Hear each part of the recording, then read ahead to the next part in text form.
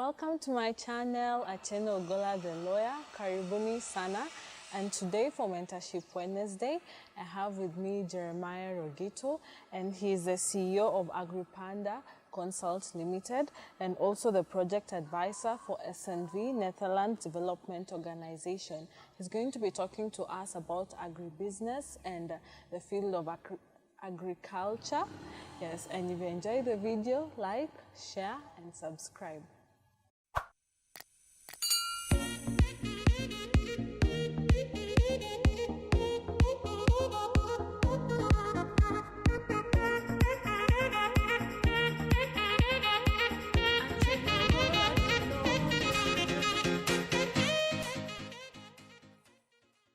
Thank you, Jeremiah, for agreeing to have this interview with me. Thank you so much.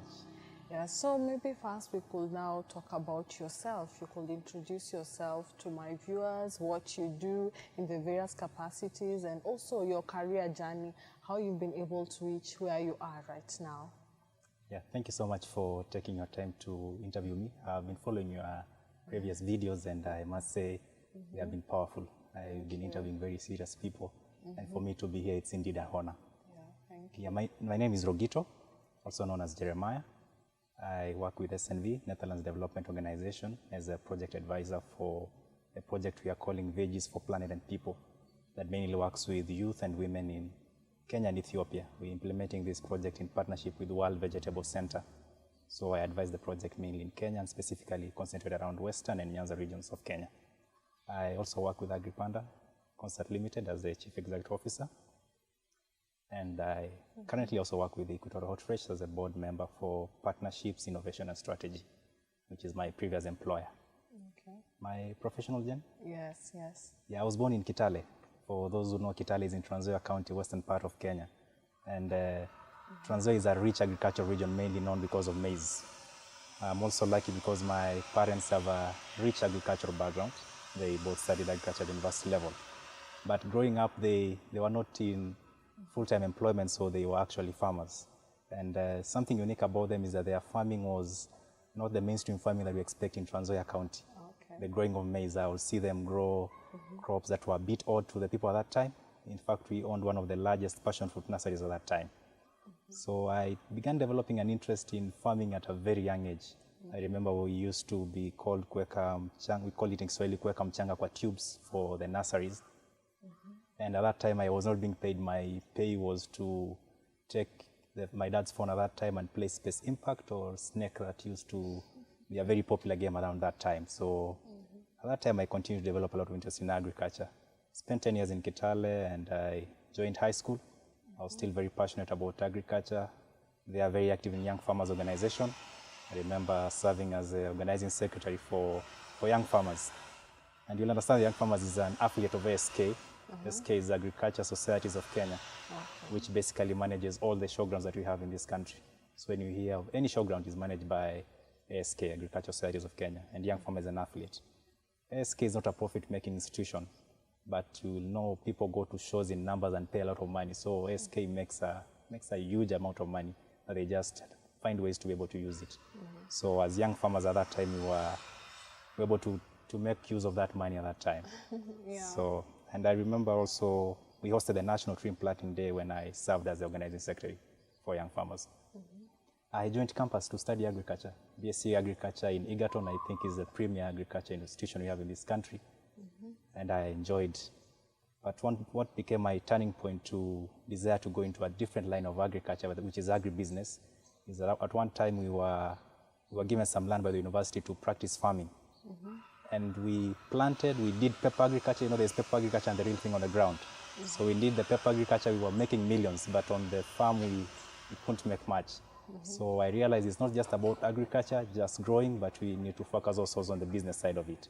So that's what took me to Strathmore University to pursue a Master of Management in Agribusiness. Yeah.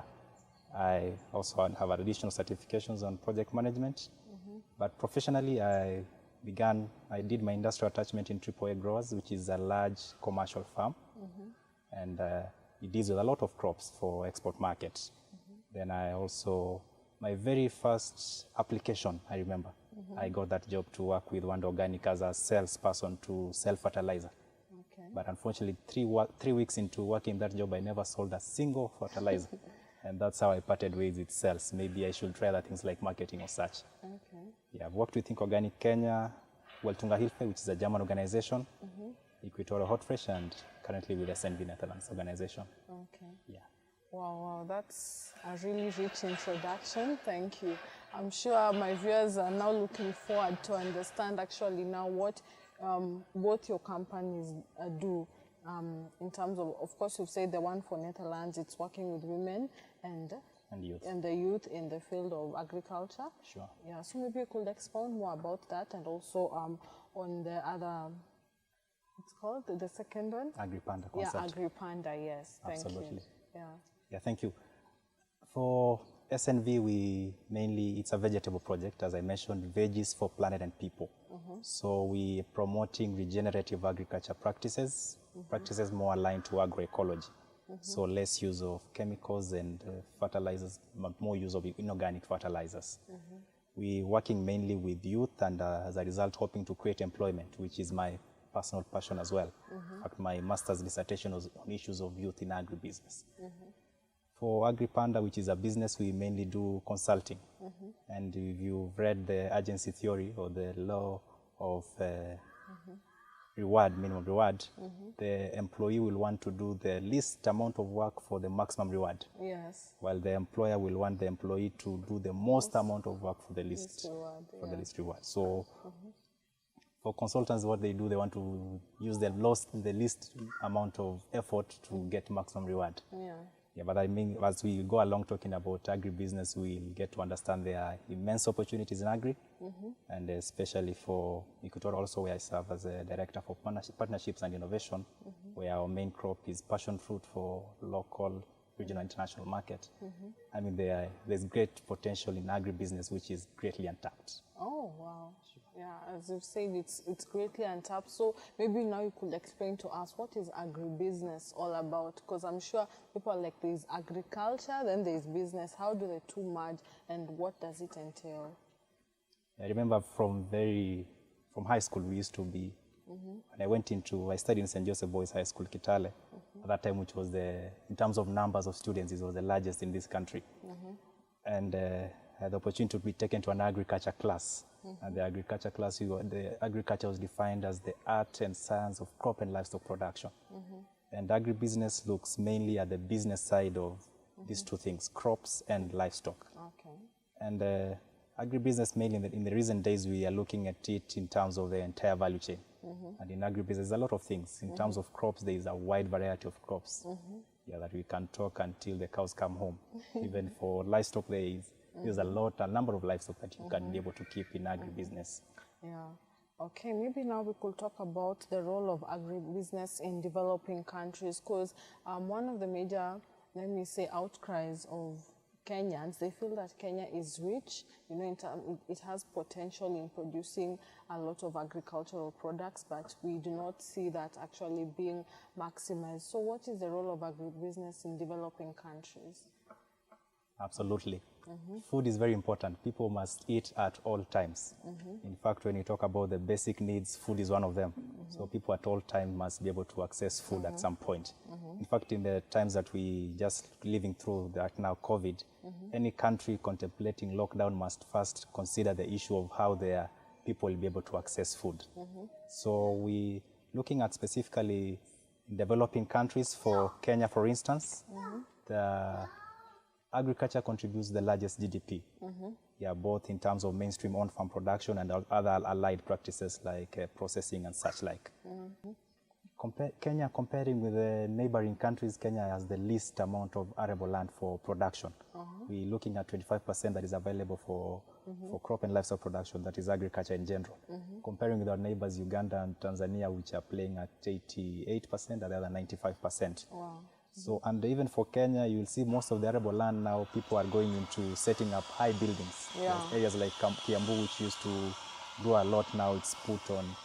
People are settling in those areas. So we are having the land that is available for crop production becoming minimal and minimal as the day goes by. Okay. Yeah. Oh, okay. So it means like maybe now the food that is being produced actually in Kenya can fail to be enough for the population.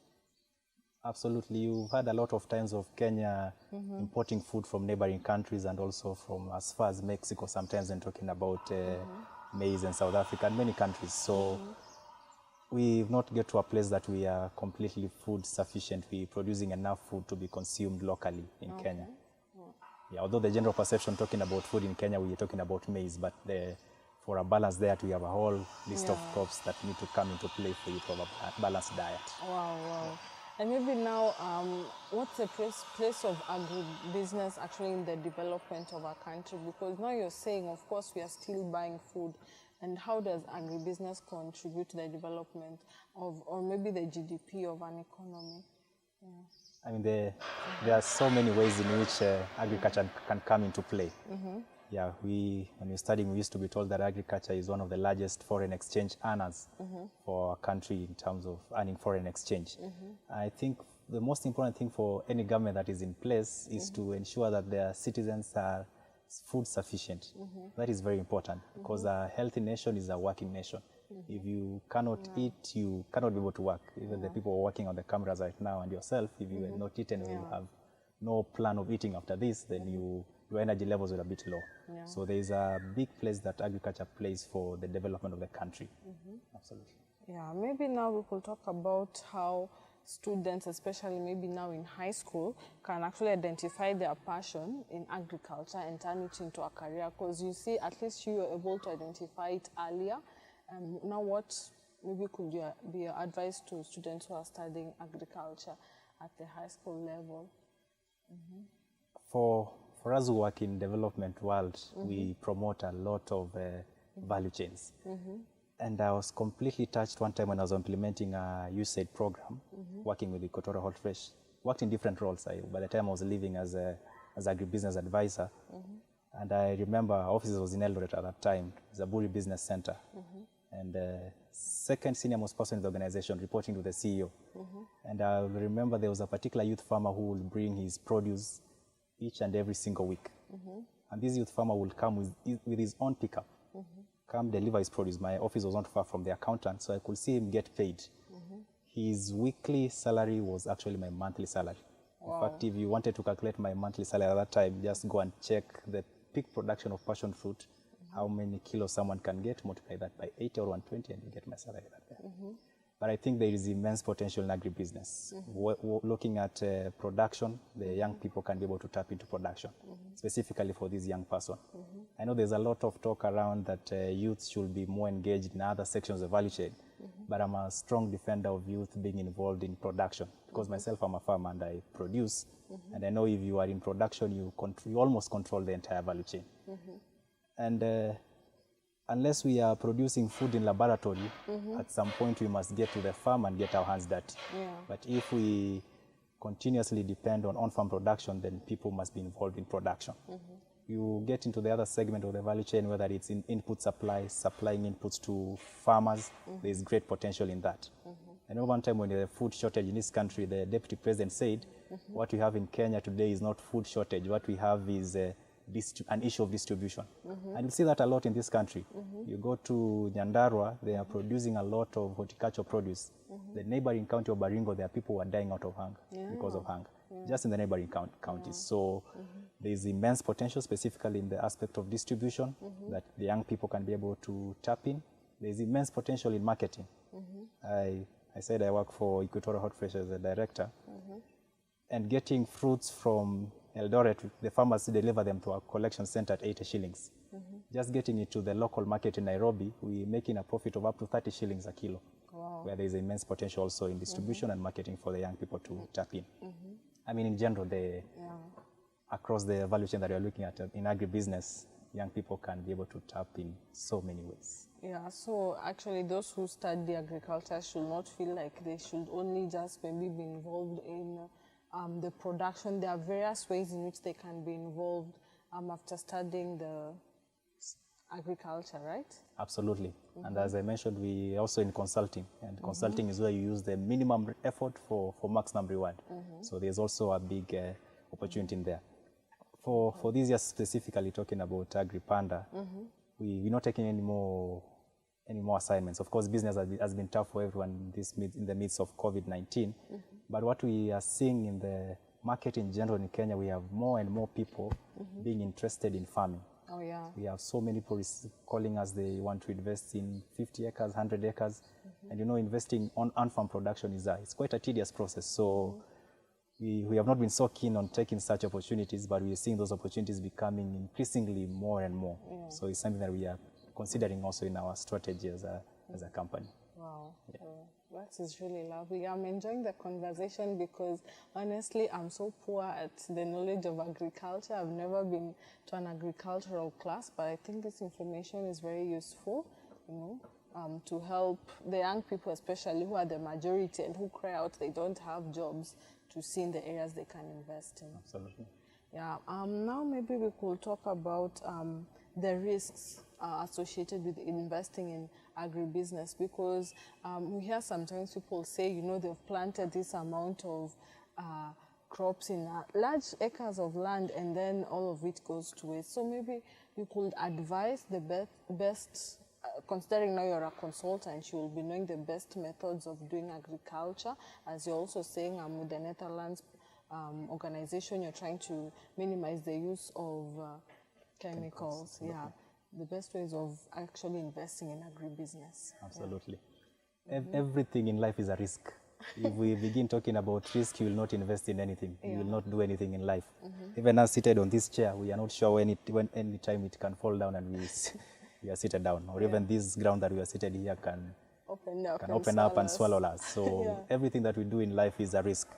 In fact, one of the biggest challenges in agriculture is access to finance. You go to a bank, the person that is considered to be of highest risk client is an agricultural person. So the risks in agri are immense. The changing weather patterns. I planted potatoes like a month ago because I saw there was rainfall that was coming through. Then all of a sudden the rain disappeared. Yeah. I go check in my potatoes after 2 or 3 weeks, they have not germinated. Yeah. So the risk in agri are immense, but of course what we always challenge people is to diversify. I love passion fruit myself as a crop to grow because I see its high value return. But I think I also grow other crops, like I mentioned, potatoes and vegetables as well. So for you to be able to mitigate the risks in agri, it's important for you to be able to diversify, especially if you are using minimal technology and digital innovations, then there will be immense risks. So it's just for you to be able to diversify and work around that. Yeah.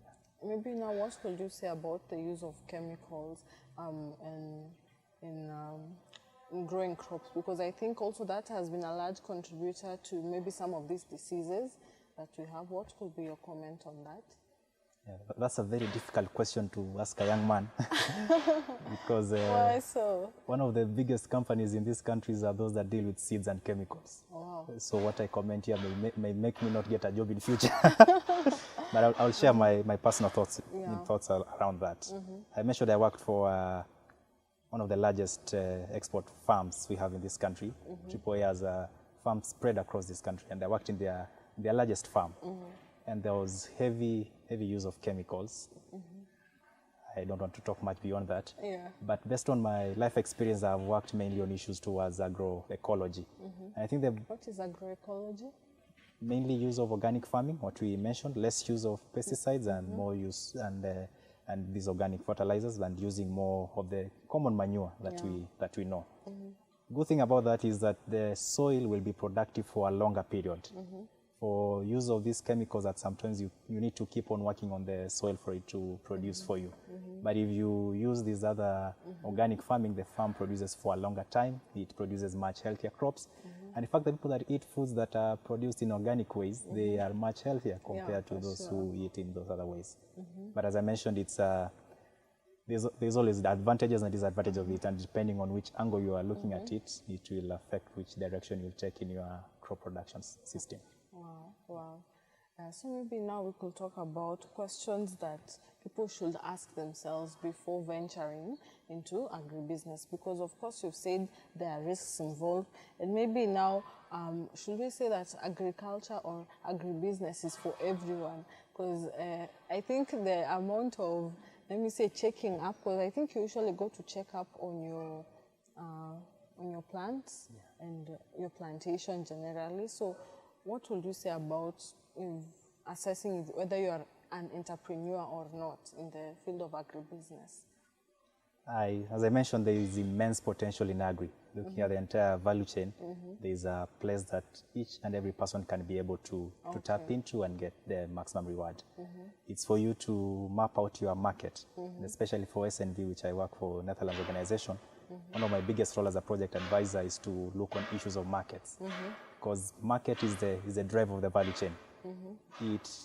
For those who love football, it doesn't matter how much, in Kiswahili could say unacherenga mpira. What matters is the number of goals you're able to deliver. In agri, the number of goals is your ability to be able to sell and make money out of it. It doesn't matter whether you have produced very healthy crops in a very organic way, and the flowers are really flourishing. It doesn't matter if you've not sold and you made money, then you are not in business. So looking at the market, in whatever thing that you're doing, whether it's in consulting, whether it's in IPUN distribution, whether it's in marketing itself, whether it's in production, first assessing whatever you want to do from the market side will be of great impact and use for you. Because if you don't do that, you'll end up crying saying agriculture is high risk and you don't get any return from it, which is not true. Yeah, so as you're saying, even like, let's say, for example, this season, if I plant potatoes, I should be able to assess whether there is market for it in the place that I've planted it or in Nairobi, or how do you actually assess the market? Because I think many people don't understand how to do that. For my personal experience, we have done a lot of market assessment is in Equatorial Hot Freshers when I worked as a agribusiness advisor.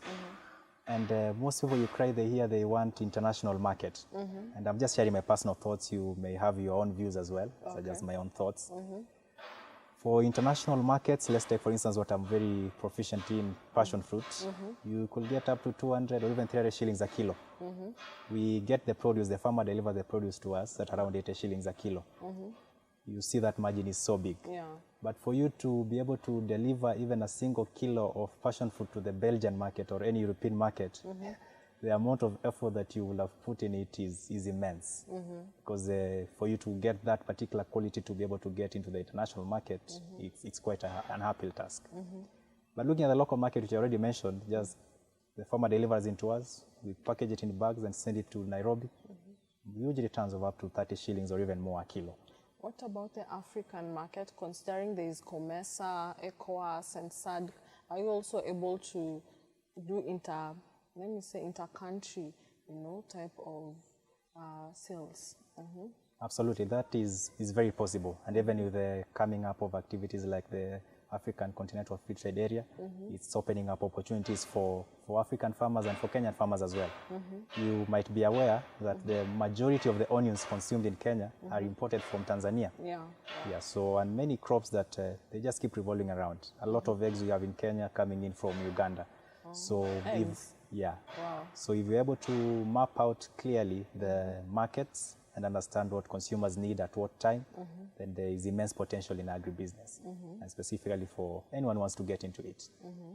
So are there like studies which have been done on markets which people can actually assess and be able to look at before they venture into planting different crops?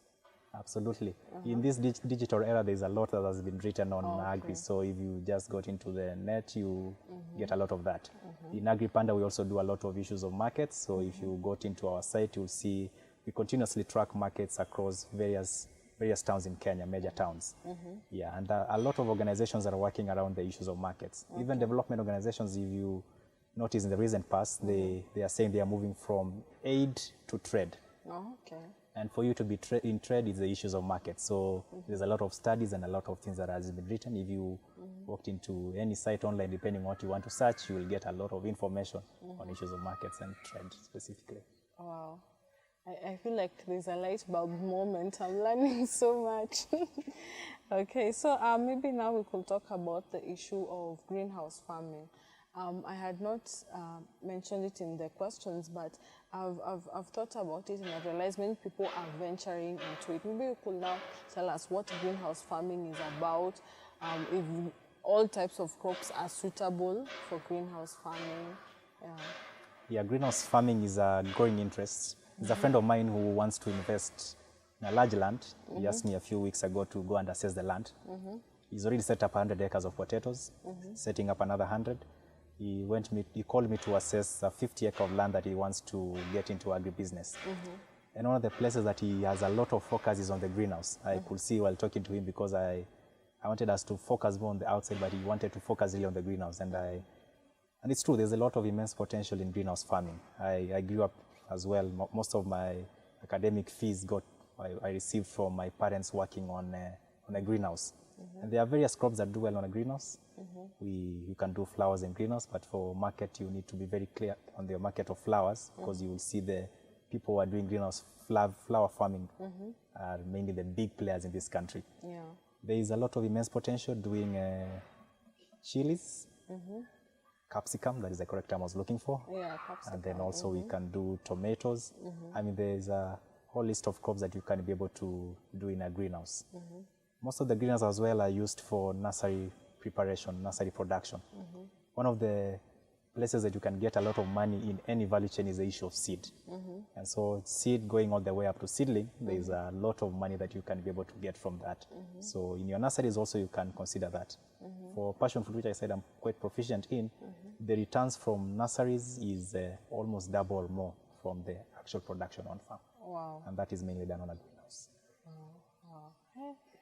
I think I should stop being a lawyer and just to be a full-time, farmer. Yeah, my calling in life is mainly to talk to young people, women, and older people, and all the people. By the time that we finish talking, even if it's 5 minutes, that you are challenged to grow something. Yeah. Even if it's one vegetable, one skuma wiki, at least you'll be challenged to put something on farm. Yeah, so as you're saying, you've been talking to women and youth in the that they should actually embrace agriculture. Have you received any positive response, or how has been the reception on this kind of message? Yeah. Absolutely. When you work with people specifically on issues of markets, they will be interested, because they will see the value for it. And as I mentioned, it's youth, women, older people, and older people to be challenged to grow. Even if you are not growing for the market, then be able to produce you for your own, because we're seeing issues of food is increasingly becoming a great concern for many people. We're seeing food being produced in sewages and in very deplorable conditions. So people are becoming more conscious of the kind of food they eat. So people are even trusting the food they are produced by themselves. Yeah, so we're seeing a lot of positive interest for those specifically who are interested in those. If you link them to markets specifically, if they are mapped out clearly, there's a lot of interest, and people are getting into it. And as I mentioned, one of the biggest challenges was a farmer who will earn my salary, monthly salary, in a week. Wow. And yet I was a very senior person, I was not a junior person. Yes, for sure. Now maybe we could talk about regulation of the industry, because now you're saying, of course, the concerns of food being grown in sewages. Are there certain laws that actually regulate the field of agribusiness or the growing of crops? There are a lot of laws that are coming into play that have been in existence also. Looking at the Seed Act, which I think is 316, there are a lot of laws that regulate how food is grown in this country, moving from the seed all the way up to the markets. And also county governments are also introducing their regulations in terms of how food, specifically for potatoes. One of the biggest challenges has been the extended bags, so that farmer, when the trader comes, and we call them in the term middlemen, when they come to purchase, they are charged per bag.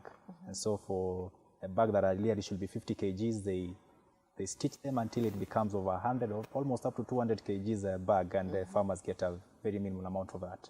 So we are having a lot of organizations coming into play to regulate issues of packaging, issues of seed production, and to ensure that the value chain operates efficiently. We have KEFIS, which is a big regulator on issues of seed, and HCD also, which is a government institution working on issues of horticultural crops. And each and every value chain, I think, has a particular directorate that manages how that particular crop is controlled. Wow. Now on the management, actually, because now the issue we have been seeing actually in Kenya is that some of the major companies, for example, let me talk about the sugar industry. We've been seeing I mean, Kenya used to produce a lot of sugar, right? And then now it was run down, you know. What is your general perception about the industries that regulate actually the production of crops? Because we've seen a lot of also maize scandals, coffee scandals, or tea scandals. So what is your general perception? Yeah, I'm glad you asked my general perception. Yes, of course. So it's just my own thoughts. Yeah.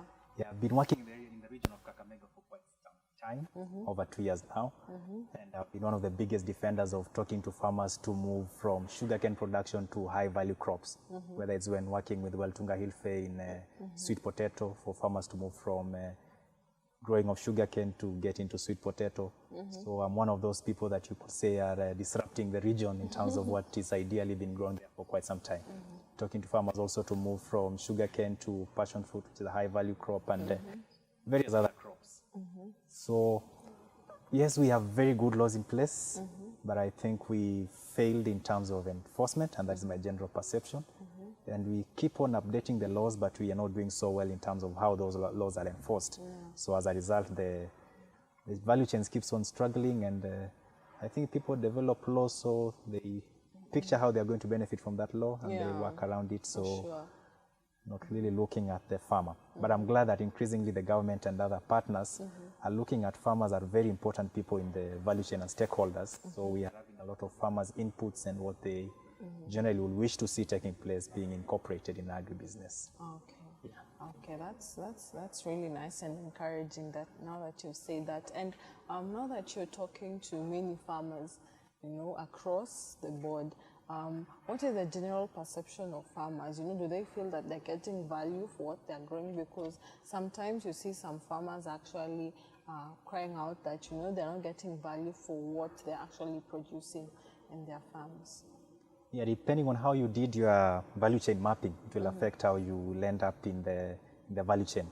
Because if you plant, and the biggest problem I think with farmers sometimes as well is they look at what the neighbor does and they come and implement in the farm, which in the end doesn't turn out so well.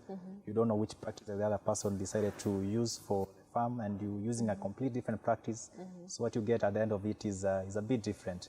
So for many farmers, and I will speak for myself, and for those that I've seen, they are reaping huge. If you specifically understand your market, map it well, use the best practices in production, then you are assured of good returns. I think the good thing as well that is getting into agri, there's a lot of insurance, crop insurance. Yeah, banking industries and microfinance institutions are coming in to support farmers because you understand the vagaries of nature. A lot of things are happening in agri that will affect how you ultimately come out with the crop. So insurance is becoming a big thing. And farmers can be able to get those insurance premiums, and whatever happens to their crops, there's a way that they can be able to be compensated. Wow, wow, that's really encouraging, because you're saying sometimes people don't have the capital to actually invest, and when you've talked about insurance, I think maybe people might be encouraged to actually try out, despite the enormous risks involved, especially the change of the weather patterns in Kenya has been a big issue, right? Yeah, absolutely. Yeah, you mentioned something about finance that I quickly wanted to chip in. I've written a lot on issues of finance, part of it in my master's dissertation, and also a number of articles I've written on access to finance. And because it affected me personally, yeah, I was working, yes, and I tried to access finance. Some of these things you tell young people, which are good avenues have been created for them to access financing, whether it's banking industry, whether it's a youth enterprise development fund. There are many ways that have been put in place for youth to access, but it's still quite a big challenge. And for me, my personal experience was that where I got my money, because we were growing up passion fruits, quite a big acreage, and putting up the wires and the posts is quite an expensive venture. So around that time, I didn't have enough money. Try to access all these avenues. Even if I was going to access it, it was going to take quite a long time. So one of the things that I'm really promoting is specifically with young people, because they do not have collateral, so they cannot be trusted by any bank to be given money. Microfinance institutions cannot trust them to give them money. So looking at also informal sources of access to finance, whether it's friends. If you have a strong idea and you're able to sell it out to people who believe in the idea, then you can be able to access financing for agri. Wow. Wow, that's really important what you've said, because as you've said, sometimes the money is not there, but the idea is really selling. Absolutely. Right? Yeah. Yeah, so maybe now we will talk about the future of agriculture in Kenya, considering that's a place that you're actively involved in. What do you see as the future of agriculture in Kenya? Oh, absolutely. I'm Jeremiah. That doesn't mean I'm the biblical prophet. Neither are my parents prophet. I'm not a son of a prophet. But trying to picture out the future of agri, I think the area of digital innovation is going to play a critical role in agri. I mentioned I planted a small size of potatoes that I was hoping to use it as seed for next year's growing. So it was a small size, almost around 1 acre. And generally on Sundays I spend my time on the farm. So ideally this weekend I will have been on the farm spraying. But I talked to you of a farmer who is doing 100 acres of potatoes. The amount of time I spend spraying a small 1 acre is the amount of time he spends spraying 1 acre, because he's using digital innovations, using a drone to spray, and he does it himself, and he's quite a wealthy man, and in a very short time he's done, when a smallholder farmer is really struggling to work on a small farm. So the issues around precision agriculture, people knowing what exactly the soil needs to produce a particular quantity and giving the crop that particular need that the soil needs to produce that quantity, is going to become a great thing. So that we don't just get into planting, whether it's maize over and over again, whether it's sugarcane over and over again. So looking at really how the soil looks like and working around it so that it gives you the desired results. I think there's a lot of things that are going to play into agri. One of the things that people need to work on also, and I think there is a lot of growing concern in it, is the issue of distribution.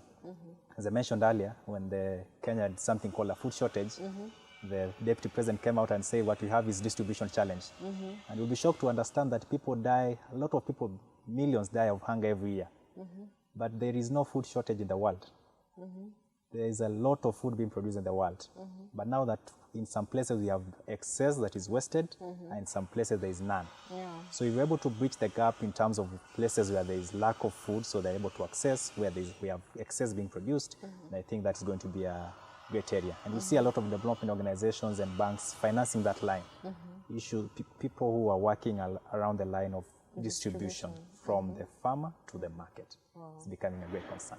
Wow, that's really nice. And now, if we talk about the Kenyan situation, how in the northern parts of Kenya, there isn't, should I say there isn't much food, or there isn't food at all? Maybe you could advise me, I could be not trolled for saying there isn't food at all. Yeah, the northern part of this country, we call it ASAL, arid and semi-arid. So very few crops can be able to grow in such kind of environments. And one of the things that is really being promoted around those areas are issues dealing with livestock, because you have livestock that are a bit more resilient. And I think I didn't mention the other thing that is going to be play a key role in the future of agriculture is issues of research, because looking into ways that we can be able to produce in places that were traditionally not being grown on. Because as I mentioned, a lot of the productive land in Kenya is being invested in flats and big houses. So land for farming is becoming thinner and thinner.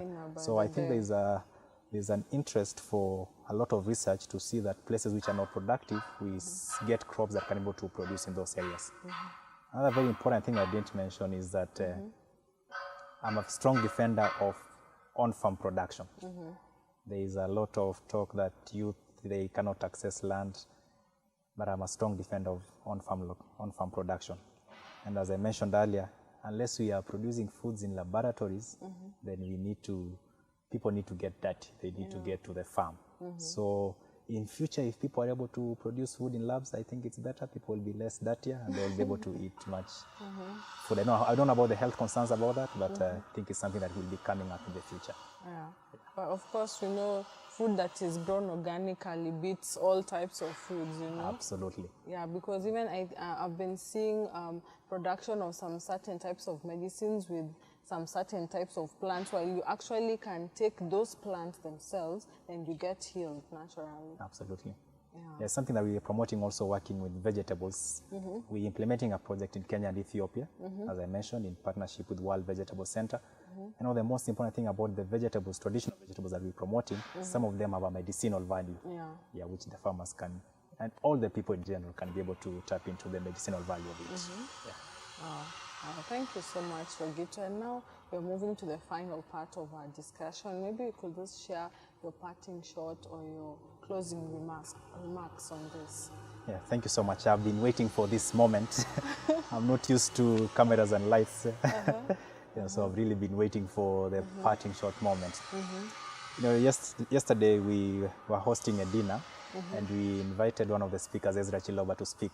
So I had the opportunity to, as a part of the organizing committee, to be asked to talk to him to come to the event. So when he was doing his talk, he mentioned that we had also one of the speakers as Michael Yer, and he said, Michael Yer, I've seen you on TV.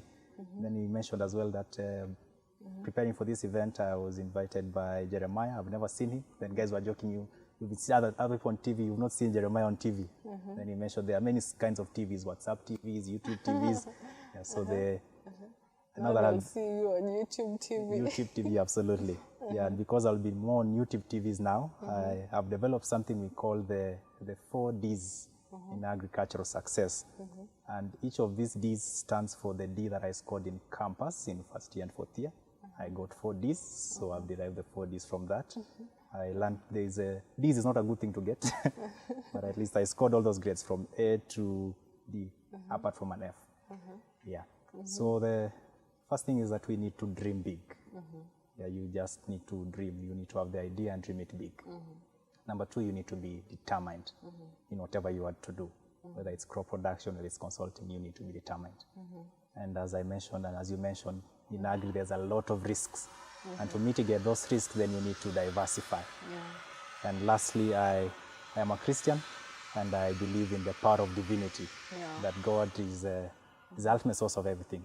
Anytime I go into the farm and after planting, I usually say I've done my best, now God do the rest. Even when I do my reports at work, after I've done, I say I've done my best. Now it's for God to be able to do the rest. And for those who are Christians, by the way, when the Bible begins the story, the creation narrative, you hear of Adam and Eve. And God's commandment to Adam and Eve is for them to be the tiller of the land. They were to be farmers, not lawyers or camera people or accountants. God's call to us is to be farmers. So I hope you are challenged in whatever you do to at least plant something, because that is God's initial plan for mankind. Wow. Oh, thank you, Jeremiah. That was a very profound ending, and I'm sure many people will remember this conversation and they'll actually take action, as you said, because we need to eat. We can't stop eating, and I'm a lover of food, so now I'm challenged to actually grow my own food. Absolutely. I come from the Abasamaro group. So it's no surprise that I work in the food sector. But I really want to thank you for the opportunity to be able to interact. Among the many big guests you've invited for these shows in the past, I'm grateful that I'm in that list. And I hope that we challenge that all people must eat at all times. So they need to do something in the agri space. Thank you so much, Jeremiah. It was a pleasure having you today.